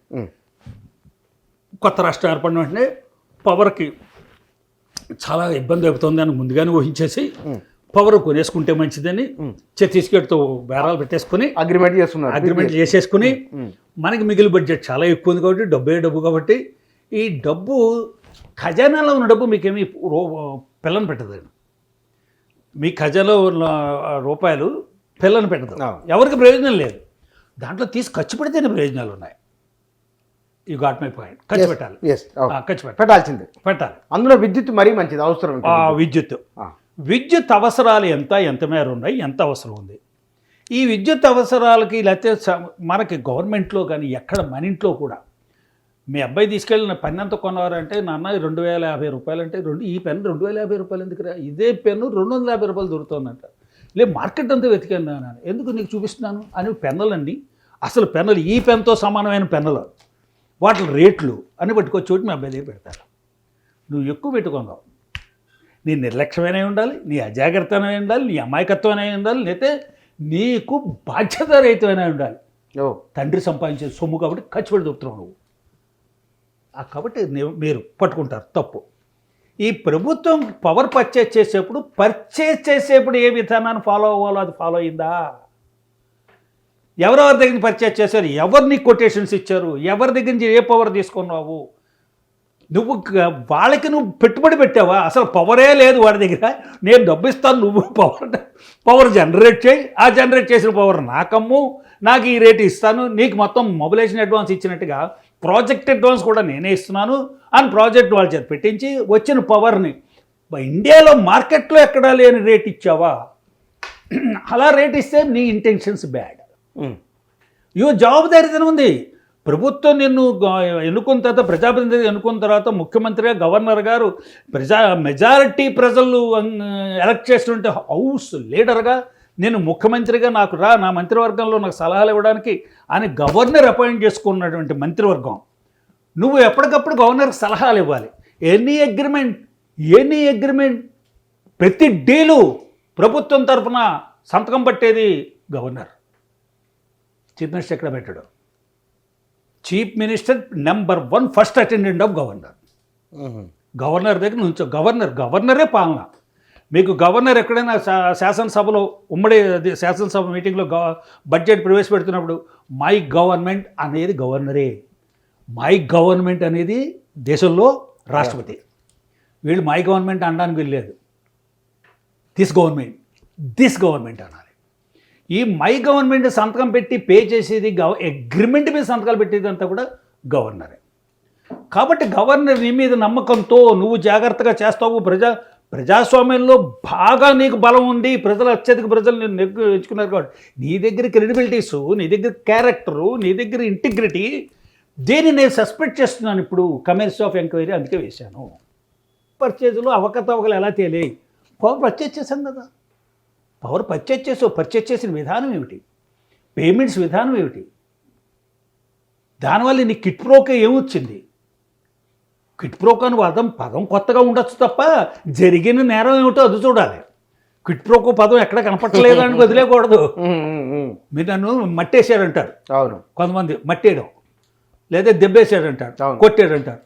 ఈ దెబ్బేయడం అనేది ఎక్కడ నిఘంటువులు లేదని నేను వదిలేకూడదు. ఆ జరిగిన సీనరీ నాకు ఎక్స్ప్లెయిన్ చేస్తారు కదా, నేను దానికి పనిష్మెంట్ ఇవ్వాలి. ఒకటి చెయ్యొత్తే మిమ్మల్ని కొట్టాడు, దాని పేరే ఏం పెట్టండి. కానీ దీంట్లో 2003 ఎలక్ట్రిసిటీ యాక్ట్ ఉంది. 2003 ఈ 2003 చట్ట ప్రకారం దీంట్లో పొరపాటు అయితే పనిష్మెంట్ ఉంటుందా? ఉంటుంది. లేకపోతే మళ్ళీ మీ ఇందాక మనం ఐపీసీ నుంచి ఏమన్నా ఎట్లా ఎక్కడైనా సరే అసలు భారతదేశంలో ఎవరు నేరం చేసినా నేరానికి భారతీయ శిక్షా స్మృతి అని పేరు కొత్త వచ్చిందా? భారతీయ నార్త్ ఇండియా సంహిత, నార్త్ ఇండియాలో అయితే భారతీయ దండ విధానం దండం అంటే శిక్షించాం, దండ విధానం. దీనికి ఏ పేరు పెట్టుకోండి, మనకు అందరికీ అలవాటైంది ఏంటంటే ఇండియన్ పీనల్ కోడ్. పీనల్ అంటే నేరం, పెనాల్టీ, నేరం చేసిన వాడిని శిక్షించడం పెనాల్టీ. దీని ప్రకారం ఏ నేరం కింద వస్తుంది? ప్రధానమంత్రి గారు తన పదవిని కాపాడడానికి ఎంపీలకి డబ్బులు ముట్ట చెప్పాడు, ఓటుకు నోటు. ఇక్కడ కూడా ఎమ్మెల్సీకి ఓటుకు నోటు. నా ఫోన్ ఎందుకు మీరు ట్యాప్ చేశారు? అదెందుకు నీ ఫోన్ ఎందుకు ట్యాప్ చేశారు? తర్వాత నువ్వు మాట్లాడింది వాయిస్ నీదా కాదా? నా ఫోన్ ఎవరు ట్యాప్ చేయమన్నారు? ఏదో చేస్తాం, నేరం పట్టుకోవడానికి ట్యాప్లే చేస్తారు. చాటకొండ నుంచి మీరు ఫోటోలు తీస్తారు. ఇవన్నీ కూడా నిఘా అనేది పనిచేస్తుంది. వాడికి నిఘా లైసెన్స్ ఇచ్చడం లేదో తప్పు తర్వాత చూద్దాం. నువ్వు వాడు గోమే కొట్టేప్పుడు ఇన్ని ఫోటో తీశారు. కాబట్టి ఇప్పుడు ఏదైతే నేరం, మీరు ఎలక్ట్రిసిటీ యాక్ట్ తీసుకోండి. దాంట్లో ఎలక్ట్రిసిటీ యాక్ట్లో నువ్వు ఎలక్ట్రిసిటీని జనరేట్ చేసే విధానం ఎలాగా, ఎలక్ట్రిసిటీ లోటు వస్తే నీకు ఎక్కడి నుంచైనా సంపాదించుకోవడం ఎలాగా, లేదా ఎలక్ట్రిసిటీని ఆల్టర్నేటివ్ పవర్ జనరేషన్లో నీకు ప్రైవేట్ సంస్థల మధ్యన బయలుదేరుతున్నాయి కదా మనకి ప్యానల్స్ పెట్టుకుని. ఈ పవర్ జనరేట్ చేసినటువంటి కంపెనీకి లైసెన్స్ ఉంటే వాళ్ళ దగ్గర నుంచి పర్చేజ్ చేయడానికి నువ్వు అగ్రిమెంట్లోకి వెళ్ళడానికి ఇవన్నీ చూడాలి. దీంట్లో అంటే ఇందులో కూడా దీంట్లో కూడా 78 కేసులు సెక్షన్ల మీద కేసులు పెడతారు. దీంట్లో కూడా ఖచ్చితంగా బ్రీచ్ ఆఫ్ ట్రస్ట్ ఒకటి, పబ్లిక్ అమౌంట్ దుర్వినియోగం 2, సభను పక్కదారు పట్టించడం 3, సాక్ష్యాలని తారుమారు చేసేయడం 4, సాక్ష్యాలు కలపకుండా చేసేయడం, బెదిరించడం 6, ప్రజలు నీకు ఎన్నుకునే అధికారం ఇస్తే అధికారం దుర్యోగం చేయడం. ఎన్ని వేల కోట్ల రూపాయలతో నువ్వు చేసిన దుర్యోగాన్ని అప్పుడు ఏం చేస్తారండి? డిస్ప్రపోర్షనేట్ అసెట్స్ నీ దగ్గర ఉన్నాయి, అకామిలేటెడ్ అని పట్టుకుంటారు. ఎవరంటారు నీకు 2 ఎకరాలు కూడా లేవు ముఖ్యమంత్రి అయ్యేప్పుడు? అధికారంలోకి వచ్చినప్పుడు నా ఆస్తులు ఎంత, తర్వాత ఎంత, ఇవన్నీ కూడా చూస్తారన్నారు కదా మీరు. అప్పుడు దాన్ని డిస్ప్రపోర్షన్ ఆఫ్ అసెట్స్ కింద వెళ్తారు. డిస్ప్రపోర్షనేట్ ఆఫ్ అసెట్స్ కింద ఎవరైనా కంప్లైంట్ ఇవ్వచ్చు, లేదా ED, enforcement directorate, income tax, GST వీళ్ళందరూ కూడా ఒక ప్రజాప్రతినిధి దగ్గర ఆస్తులు డిస్క్లోజ్ చేస్తూ ఉండాలి. ఆస్తులు డిస్క్లోజ్ చేసినప్పుడు ఇదివరకు పూర్వం 2000 రూపాయలు వాచ్ పెట్టుకోవడానికే నాకు ఇబ్బంది అయ్యేది. 20 లక్షల వాచ్ అఫిడవిట్లలో చెప్తున్నారు, డైరెక్ట్ చెప్తున్నారు. అఫిడవిట్లలో మెన్షన్ చేస్తున్నారు వాళ్ళ ఆస్తులు అదే తప్ప ఉందండి. ఇప్పుడు మీరు కూడా మెన్షన్ చేస్తాను, మీ జేబులో పైన 30 లక్షలు నాకు తెలుసు, ఇది 3000 పెట్టి మా ఫ్రెండ్ ఎవడో ఇచ్చాడంటారు. దాని మీద ఎంక్వైరీ అవుతుంది. అప్పుడు మీరు తప్పు చేశారా, లేకపోతే మీ మీద కంప్లైంట్ ఇచ్చినోడు తప్పు చేశాడా? మనం విన్ని మాట సరే ఓకే, అప్పుడు తెలుసు, ఎంక్వైరీ తెలుస్తుంది అంటారు మీరు. ఇది ముందు ఈ 2 ప్రాజెక్టులు ఏవైతే ఉన్నాయో కాళేశ్వరం మీద కానీ పవర్ పర్చేజ్ దాంట్లో కానీ అవకతవకలు జరిగాయని నిర్ధారణకు వచ్చి, ఆ నిర్ధారణకు వచ్చేలాగా ప్రస్తుత ప్రభుత్వం దాని మీద లోతుగా తవ్వుతుంది కదా. తవ్విది అన్ని రకాలుగా వాళ్ళకి ఏర్పాటు చేస్తారు, డాక్యుమెంట్స్ ఇస్తారు, సాక్ష్యాలు ఇస్తారు, ఆధారాలు ఇస్తారు, దాన్ని సబ్స్టాన్షియేట్ చేసుకుంటారు. వీళ్ళ దగ్గర ఒక అనుమానం వచ్చింది అంచేది ఎంక్వైరీ కమిషన్ ఇస్తారు, సబ్స్టాన్షియేట్ చేసుకుంటారు, బాగా బలంగా ఉన్నటువంటి చేసుకుంటారు. అప్పుడు ఎంక్వైరీ కమిషన్ వాళ్ళు ఒక రిపోర్టు రికమెండేషన్ ఇచ్చిన తర్వాత ప్రాసిక్యూట్ చేసేప్పుడు ఏ ఏ అంశాలు వాళ్ళ పరిశీలనలోకి వచ్చాయి, ఈ అంశాలు పరిశీలనలోకి వచ్చాయి. దీని కేవలం అధికార దుర్వినియోగంతో ప్రజాధనం దుర్వినియోగమైంది. ఒక బోల్ట్ 30 రూపాయలు ఖరీదైన బోల్ట్ 30,000 రూపాయలు కొనడం జరిగింది.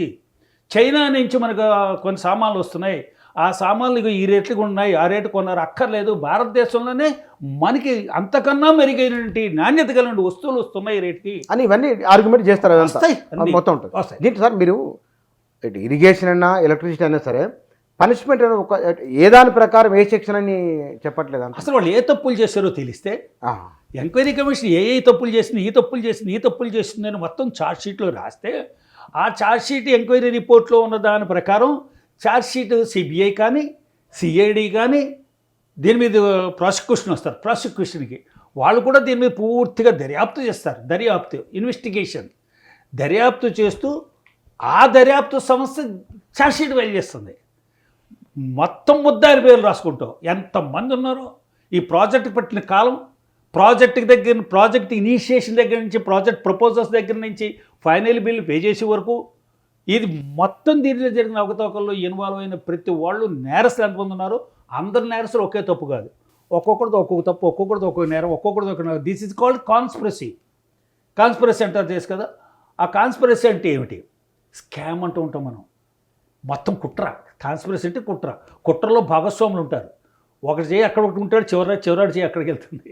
ఈ మొత్తం చేతులన్నీ పెట్టుకుని కాన్స్పిరసీ ఎవరు కాన్స్పరేట్స్ ఉంటారో వాళ్ళందరి మీద అన్ని సెక్షన్లు ఉండొచ్చు, కొన్ని సెక్షన్లు ఉండొచ్చు, కొంతమంది కొన్ని సెక్షన్లు ఉండొచ్చు. నేను ఎందుకంటే చెప్పండి.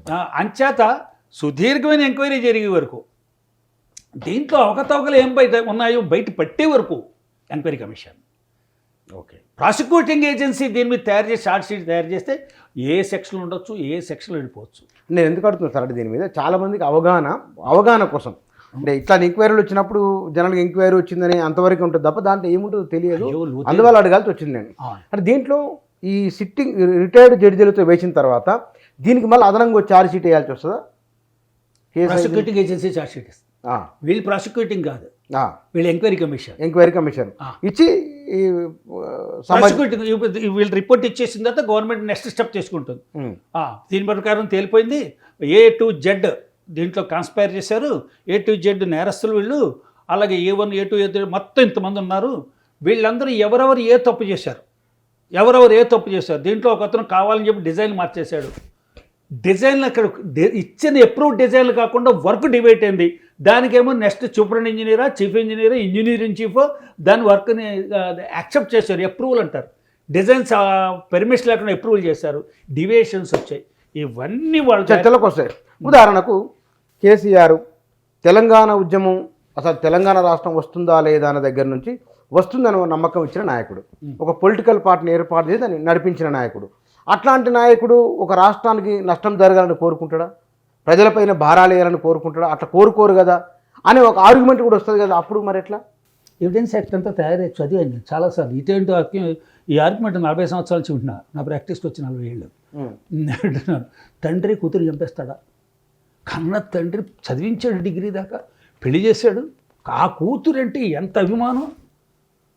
అల్లుడు చంపేస్తాడు కొంతమంది, కూతురిని చంపేస్తాడు కొంతమంది, భార్యని చంపేస్తాడు కొంతమంది. మనిషి తెలంగాణ రాష్ట్రం తీసుకొచ్చింది ప్రజలు, నాయకత్వం వహించాడు ఉద్యమానికి. అల్టిమేట్గా అతను చేసినట్టు పనులు ఏమిటి? స్వతంత్ర పోరాటంలో ఉన్న వాళ్ళందరూ కూడా చాలామంది నేరాలు చేయలేదా? ఇప్పుడు నక్సలైట్లు ఉన్నారు, వాళ్ళు అటవీ ప్రజల్లో అడవుల్లో భారతదేశ ప్రజానీకం కోసమే కదా పనిచేస్తున్నారు. వాళ్ళు కూడా లక్ష్యం ఏమిటది? మెరుగైన సమాజం కోసం, శోషిత పీడిత దళిత జనాలకి ఈ ప్రజాస్వామ్య ఫలాలు, రాజ్యాంగ ఫలాలు అందాలని. కానీ ఎన్నుకున్న మార్గం తప్పు కదా. అంచేత వీళ్ళు నువ్వు ముఖ్యమంత్రిగా ఎన్నికైన తర్వాత రాజ్యాంగబద్ధంగా రాజ్యాంగానికి, ప్రజాస్వామ్య విలువలకి, చట్టాలకి జవాబుదారి. ఉద్యమంలో ఉన్నప్పుడు నువ్వు వేరు, చర్చ లేదు, తండల్లో అంచేది నువ్వు ఉద్యమంలో ఉన్నావు కరెక్టే, నువ్వు చావు దాకా వెళ్ళి చావు దాకా వెళ్ళి బయటకు వచ్చేసాడు. కానీ ఇక్కడ 80,000 కోట్ల రూపాయలు 1,00,000 కోట్ల రూపాయలు ప్రజాధనాన్ని దుర్వినియోగం అయింది. ఇది మా నిందని మీద అపవాదం. ప్రజాస్వామ్యంలో మిమ్మల్ని వేలెత్తి చూపించడానికి ఎవరికైనా హక్కు ఉంది. మీరు ఆయన వయస్సుని మీరు కాదు, ఆయన ఎన్ని టర్మ్ చీఫ్ మినిస్టర్ చేశాడు, 46 ఏళ్ళు ఇండస్ట్రీ, ఇవన్నీ ఉండవు. ఇవేమి ప్లస్ పాయింట్ ఉండవు. నువ్వు చేసిన తప్పు ఇగో చట్ట ప్రకారం. అంచేతే కోర్టులో జడ్జి న్యాయదేవత కళ్ళు గుడ్డ కట్టుకుంటుంది. ఎందుకు సార్ ఎట్లా కడతారు? కేసీఆర్ వచ్చాడు, కేసీఆర్ అంటుందేమో న్యాయదేవత. న్యాయదేవత కూడా అయ్యో ఎంత సత్యాగ్రహాలు చేశాడు, ఈయనకి ఆ శిక్ష నేను వేయలేను అంటుందేమోనని. అక్కడ నుంచి వాడు ఎవడో తెలియకూడదు, వాడు అడ్రస్ తెలియకూడదు, వాడు రంగు రుచి తెలియకూడదు, వాడు ఎత్తాపుడుగా తెలియకూడదు, కులం తెలియకూడదు, గొప్పం తెలియకూడదు. త్రాసు పట్టుకుని తూచేస్తుంది. ఎవరైనా కావచ్చు, ఎదురుగున్న న్యాయం పక్షాన ఉండాలి. అంచేత వాడికి ఎంత లైఫ్ ఉంది, ఎంత వాడు సాక్రిఫైస్ చేశాడు. వీటిలన్నిటితో కూడా ట్రస్ట్ వర్ది. ప్రజలు నీ మీద నమ్మకం పెట్టుకుని వీళ్ళ నీకు ముఖ్యమంత్రిగా నేను ఎన్నుకున్నారు. ఉద్యమంలో అనేక వేల మంది ప్రాణాలు పోయాయి, అనేక వేల మంది ప్రాణాలు. వాళ్ళ ప్రాణాలు అందరికీ కలిపి సమానమే. నువ్వు ఒక్కడిగా క్రెడిట్ అప్ చెప్పరు. న్యాయస్థానం ఎప్పుడు ఆ క్రెడిట్ అప్ చెప్పు. స్వతంత్ర సమర యోధులు అంటే సమర యూతుడే, సమరం అంతా ప్రజలది. ప్రజలు యుద్ధం చేసి స్వతంత్రం సంపాదించుకున్నారు, ప్రజలు యుద్ధం చేసి తెలంగాణ సంపాదించుకున్నారు. అంటే సార్ ఈ సందర్భం వచ్చింది కాబట్టి నాకు ఒక డౌటు. ప్రణీత్ రావు అని ఈ మధ్య ఇతను ఫోన్లు ట్యాపింగ్ చేయడం, అనధికారికంగా వ్యవహరించడం అని ఒకటి అన్నారు. అసలు ఆ విషయంలో ఎట్లా ఉండదు సార్, చట్టపరంగా ఎట్లా ఉంటుంది? దాని మీద ఎంక్వైరీ చేస్తారు, విచారణ చేస్తారు. ఎంక్వైరీ చేసిన తర్వాత నేరం చేసాడని చెప్పి రుజువు అయితే తప్పనిసరిగా చట్టం దాన్ని చేసుకెళ్తుంది. దానికి కూడా స్వేచ్ఛ ఇస్తే, చట్టానికి స్వేచ్ఛ ఇవ్వాలి, చట్టాన్ని అమలు చేసే వాళ్ళకి స్వేచ్ఛ ఇవ్వాలి. చట్టాలు అమలు చేసిన తర్వాత చట్ట ప్రకారంగా ట్రయల్ అవుతుంటే అక్కడ కూడా దట్స్ కాల్డ్ పక్షపాతం లేకుండా నిష్పక్షపాతంగా వ్యవహరించేటువంటి వ్యవస్థలన్నీ నెంబర్ 1 అండి భారతదేశంలో. వ్యవస్థలను పనిచేయిస్తున్న వ్యక్తులు ఉన్నారు సరే, లోపం వ్యక్తుల్లో. ఏ సంస్థ రాజ్యాంగ వ్యవస్థలని కూడా నెంబర్ 1. అధికార దుర్వినియోగము లేదా అతను ఇప్పుడు మనకి భారత రక్షణ దళాల్లో కూడా కొంతమంది మనకి బ్లాక్ షీప్స్ ఉన్నారు. ఇస్రో దగ్గర నుంచి రహస్య పత్రాలు పాకిస్తాన్ చేరేసే వాళ్ళు ఉన్నారు. నిఘా సంస్థలు అందరూ పట్టుకుంటూ ఉంటాయి. National security agency, Ajit Doval గారి పనే అది. అంచేది ఇక్కడ కూడా యాంటీ కరప్షన్ డిపార్ట్మెంట్ ఉంది. ఎంత పెద్ద ఆఫీసర్ అయినా దొరికిపోతూ ఉంటాడు. ఇంత ఆఫీసరు ఇంత సంపాదించుకుంటున్నాడు. ఇంట్లో లెక్కలు కౌంట్ చేస్తూ ఉంటే దగ్గర 5,000 కోట్లు, 6,000 కోట్లు, 50,000 కోట్లు ఉంటాయి. ఇంకా దేనికి వీడికి జైలు పాలైపోయాడు అనుకుంటూ ఉంటాం కదా. వ్యక్తికి లక్షణం ఉంటుంది, అవినీతి లక్షణం. అది ఇంకా మేత వేస్తూనే ఉంటుంది. అంచేత వాళ్ళందరినీ పట్టుకోవడానికే మనకి సంస్థలు ఉన్నాయి. ప్రతి మనిషి నీతిపరుడే అని నిర్ణయానికి రండి. కానీ అతను అవినీతి చేసిన వాటం వెంటనే అతను వెనకాల నీడలాగా ఉండే నిఘా వ్యవస్థ ఉంది, మనకి ఉంది పగడబందీగా. డెఫినెట్గా అబ్జర్వ్ చేస్తారు కదా. ఇక్కడ ప్రణీత్ రావు విషయంలో కూడా తను 2 రూములు తీసుకొని నిరంతరాయంగా ఇంటర్నెట్ ద్వారా అతను అనధికారికంగా ఫోన్లు రికార్డ్ వరుసగా మీడియాలో వస్తున్నాయి వార్తలు. అవన్నీ వారిని అరెస్ట్ చేసినట్టు కూడా వచ్చినాయి. అంటే అది చట్టపరంగా ఇట్లాంటి వాళ్ళు అధికార స్థానంలో ఉన్నవారు ఒక వ్యక్తి ప్రైవసీ కదా, అది వ్యక్తులకు సంబంధించింది. అట్లా చేస్తే చట్టం ఏం చెప్తుంది? అట్లాంటి వాళ్ళు చేయకూడదు. అది ప్రభుత్వానికి ప్రత్యేకించి నేషనల్ సెక్యూరిటీ ఏజెన్సీకి దేశ భద్రత కోసం, దేశ ఆంతరంగిక భద్రత కోసం, దేశ రక్షణ కోసం ఏర్పడిన వాళ్ళ యొక్క పెర్మిషన్ తీసుకుని చూస్తూ ఉంటారు. అలా పట్టుబడిన వాళ్ళు ఇంజనీర్లు ఎంతోమంది ఉంటారు కదా. వాళ్ళకి హానీ ట్రాపులు వేసేస్తూ ఉంటారు, హానీ ట్రాపుల్లో పడిపోతూ ఉంటారు వీళ్ళందరూ. వాళ్ళకి తెలుస్తుంది వీడు ఎవరితో మాట్లాడుతున్నారు, ఎక్కడితో మాట్లాడుతున్నాడు అని. నేను మీకు డిఫెన్స్లో మీ అన్నయ్య గారు అబ్బాయో మీ అబ్బాయి ఉండి ఉత్తరం రాస్తే మీరు వెంటనే పట్టుకెళ్ళి ఉత్తరం ఇచ్చారు అతనికి. స్కాన్ చేస్తారు. మీ అబ్బాయి మీకు ఉత్తరం రాసిన కూడా స్కాన్ చేస్తారు. ఇవన్నీ కూడా దేశ భద్రత కోసం, ఇక్కడ ప్రజాస్వామ్య భద్రత కోసం, వ్యక్తుల యొక్క హక్కుల భద్రత కోసం. మనందరికీ హక్కులు ఉన్నాయి. ప్రివసీ. అంటే ఇక్కడ ఇతను కూడా అట్లాగే అదే కోణంలో చూస్తారా? ఎస్, ఎవరికైనా ఎక్సెప్షన్స్ ఏం లేవు, మినహాయింపులు ఏమి ఉండవు, ఎవ్వరికి ఉండవు. అంటే అతనికి అంటే ఎట్లాంటి సీరియస్గా వార్నింగ్ ఇచ్చి వదిలేస్తారా? చట్టంలో ఏం చెప్పబడింది సీరియస్ వార్నింగ్ ఇచ్చేవాళ్ళు అడే ఉండవండి. గ్రావిటీ ఏమిటి, సీరియస్నెస్ ఏమిటి? ఒక నేరం అప్లికేబుల్ ఏ సెక్షన్స్ ఉండొచ్చు వాటికి? దానికి సంబంధించాయి ఐటీ సెక్షన్స్ అవి. దాని మీద ఇంకొక రక ఫోన్ని ట్రాప్ చేయడం కానీ ఎవరెవరితో మాట్లాడుతున్నారు కానీ అది వారి యొక్క గోప్యతకి భంగం, వ్యక్తిగత గోప్యతకి భంగం.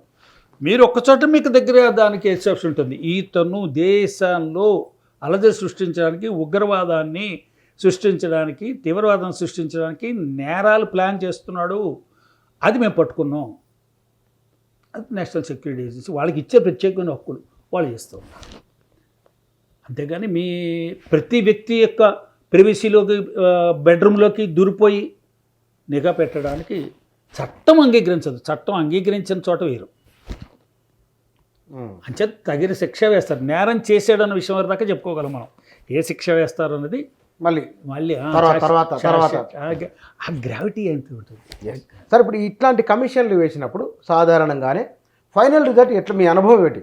సుదీర్ఘకాలంగా అడ్వకేట్గా ఉన్నారు కదా, ఫైనల్ రిజల్ట్ ఎట్లా వస్తున్నది, అనుభవాలు ఎట్లున్నాయి వాటి గతంలో? చూస్తున్నటువంటి పరిస్థితి చూస్తున్నట్టయితే మనకు కూడా ప్రాథమిక సాక్ష్యాధారాలు కనపడతాయి.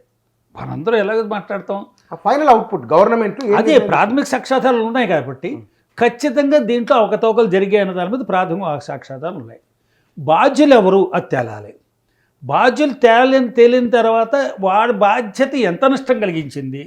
2 పిల్లలు కదా, సిమెంటు 2 తట్టలు సిమెంటు, 2 బెడ్లు ఏదో ఉంటాయి కదా రబ్బిష్, తీసుకెళ్ళి బొక్క పూర్తి చేసి సిమెంట్ చేస్తే అయిపోతున్నట్టుగా మాట్లాడుతున్నారు. ఇది మరి ఎగ్జాగరేట్ చేసినట్టు ఉంటుంది. ఇది is it that much off easy to get it repaired?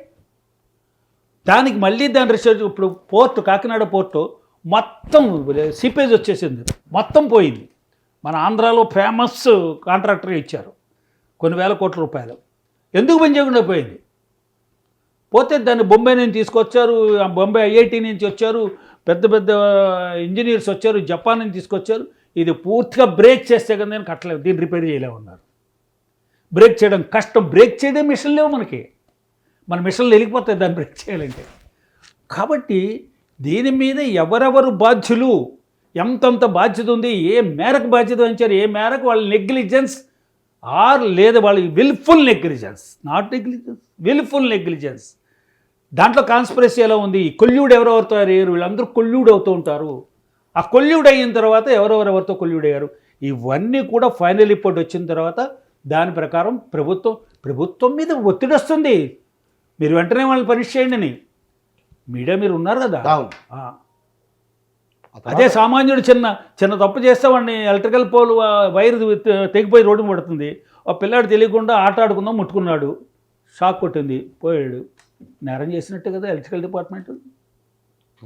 మరి సూపర్వైజింగ్ ఉంది కదా, ఎక్కడ వైర్ తిరిగిపోయింది ఏమిటి వెంటనే వెళ్ళాలి కదా. తుఫాన్లు, వాయుగుండం, గాలి వేస్తున్నప్పుడు లైన్లన్నీ కట్ చేస్తారు వాళ్ళు. కాబట్టి ఈ రకంగా అజాగ్రత్తగా ఉండి కావాలని ప్రభుత్వ ఆస్తికి, ప్రజాధనానికి నష్టం కలిగించడం పాటు మళ్ళీ అక్కడ ఈ ప్రాజెక్ట్ కట్టడం ఎలాగా, దాన్ని రిపేర్ చేయడం, అది రిమూవ్ చేయడం ఎలాగా, దానికి మళ్ళీ 80,000 కోట్ల రూపాయల ఖర్చు తీయడానికి, డిఫెన్స్ లయబిలిటీ. దాన్ని ఏం చేయాలి మళ్ళీ? కన్స్ట్రక్షన్ ఫెయిల్, డిస్ట్రక్షన్ ఫెయిల్ అవుతుంది, మళ్ళీ construction. Is it easy? Nagarjuna project మళ్ళీ కట్టగలమా? బక్రానంగల్ కట్టగలమా? మహానది మీద మనమే కట్టాం. తెలుగు ఇంజనీర్లు కట్టారు, తెలుగు లేబర్ కట్టారు అక్కడ. భారతదేశంలో ఇరిగేషన్ ప్రాజెక్ట్స్ అన్ని చూసి ఇది ఇరిగేషన్ ప్రాజెక్టా అని అనికేలా ఉండకూడదు. ఒక పబ్లిక్, నన్ను మీరు అడుగుతున్నప్పుడు టెక్నికల్గా ఒపీనియన్ చెప్పను, ఒక కామన్ మ్యాన్ ఎలా రియాక్ట్ అవుతాడో అతను ఆ విషయం కూడా చెప్పాలి. అంటే ప్రభుత్వం అల్టిమేట్గా గవర్నమెంట్ ఏ డెసిషన్ తీసుకునేదే ఇక్కడ క్రూషియల్. ఇది 1 month 90 days 100 days ఇచ్చినట్టున్నారు, 100 రోజులు 3 months టైం ఇచ్చారు. ఇది ఎక్స్టెండ్ చేయకూడదు, కానీ చాలా కష్టం. అది సాధ్యం అవుతుంది 3 నెలల్లో? ఆ 3 నెలల్లో సాధ్యం కాదు. కానీ ఇద్దరు జడ్జీలు కూడా వెరీ షూడ్ పట్టేస్తారు. అవతలవాడు అబద్ధం చెప్తుంటే పట్టేస్తారు, 5 నిమిషాలు పట్టేస్తారు. మన నరసింహారెడ్డి గారు ఆయన చేశారు, ఇద్దరు హైకోర్టు చీఫ్ జస్టిస్ చేశారు, జోషి గారు. వీళ్ళిద్దరూ కూడా పినాకిని ఘోష్ అన్నారు. వీళ్ళిద్దరూ కూడా very shrewd. One is from Bengal, రెండో ఆయన మన వరంగల్ అయినా, ఇక్కడ హైదరాబాద్. నరసింహారెడ్డి గారు బీహార్ చీఫ్ జస్టిస్ చేశారు, ఈయన మనకి చీఫ్ జస్టిస్ చేశారు. But very very very shrewd వాళ్ళకి ఎక్స్ప్లెయిన్ చేస్తూ ఉండాలి, మంచి ఎక్స్ప్లెయిన్ చేసి వాళ్ళు కావాలి. నేరస్తుడే ఇక్కడ మళ్ళీ వచ్చింది ఏంటంటే ఈ దీంట్లో సర్వీస్లో ఉన్నవాళ్ళు వీళ్ళే మొత్తం దస్త్రాలు ఇవ్వాలి, మళ్ళీ వీళ్ళు పవర్లో తీసేయాలి, ఈ ప్రాజెక్టులో నుంచి ట్రాన్స్ఫర్ చేసి ఇంకో చోట పడేయాలి, కాళేశ్వరం ప్రాజెక్టులో ఉండకూడదు వాళ్ళు. చాలా మార్పులు జరగాలి. మరి 100 రోజులు సరిపోతుందా సరే? 100 రోజులు సరిపోతుంది. మెషినరీ లేదు, మెకానిజం లేదు. మెకానిజం అంది తీసుకెళ్ళి ఇచ్చేవాళ్ళు ఉంటారు. ఎవ్వరు స్టేట్ బ్యాంక్ అడిగిందా, నేను ఇచ్చిందా స్టేట్ బ్యాంక్ని ఎలక్ట్రల్ బాండ్స్ లేదు మాకు మ్యాచ్ అవ్వట్లేదు కోడ్ అంటున్నారు. 2G స్పెక్ట్రమ్ కోసం మీద ఫెయిల్యూర్ ఎవరిది? సిబిఐ ఫెయిల్ అయిపోయింది అంటారు వాళ్ళు. అసలు 2G స్పెక్ట్రమ్ మీద ఇంజనీరింగ్ డిపార్ట్మెంట్, టెలికమ్యూనికేషన్ డిపార్ట్మెంట్ ఇవ్వాలి. కానీ 2G కూడా అంత జరిగి ఏం తీరలేదు. ఫెయిల్యూర్స్ వినోద్ రాయ్ అన్ని చెప్పిండు, అయిపోయింది అంత ఇంత అన్నారు. కానీ చివరికి వచ్చేవరకల్లా 2G స్పెక్ట్రంలో ఏం జరిగిందంటే ఏం అవినీతి ఏం లేదని అన్నారు కదా. ఎక్కడ అటెస్ట్ చేయలేదు, పేపర్లు అటెస్ట్ చేయలేదు, లింకులు లేదు. మరి ఇక్కడ ఏం జరుగుతుంది? ఇక్కడ మరి వెంటనే కదా ఇది చాలా మంచిది, ప్రభుత్వం దిగిపోయిన వెంటనే వేశారు ఓ 10 ఏళ్ళకి వేయకుండా. దసరాలు ఇప్పటికీ కొన్ని దసరాలు కనపడవేమో నా అనుమానం పడవచ్చు కదా మనందరం. నా అనుమానం సరైన ప్రధానమైన చాలా కీలకమైన డాక్యుమెంట్స్ లభ్యమవుతాయా, లైట్ చూస్తాయా, వెలుతురు చూస్తుందా? ఇది కాన్స్పరేట్స్ శక్తివంతులండి.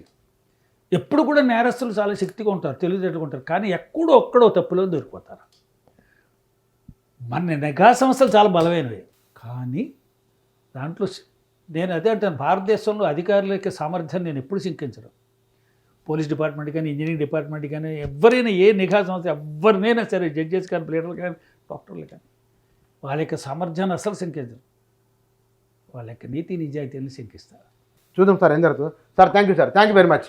ఈ జ్యుడిషియల్ ఎంక్వైరీ పైన చట్టం ఏం చెప్తున్నది, ప్రభుత్వ పరంగా ఏం జరుగుతుంది, అనంతరం జరిగే పరిణామాలు ఏమిటి, ప్రజలు వీటి గురించి ఎట్లా అనుకుంటారు, ఇప్పుడున్న ఈ జ్యుడిషియల్ ఎంక్వైరీకి వ్యవధి సరిపోతుందా లేదా ఇత్యాది విషయాలపైన సీనియర్ అడ్వకేట్ గోచాల శ్రీనివాస్ గారి అభిప్రాయాలు ఇవి. Thank you.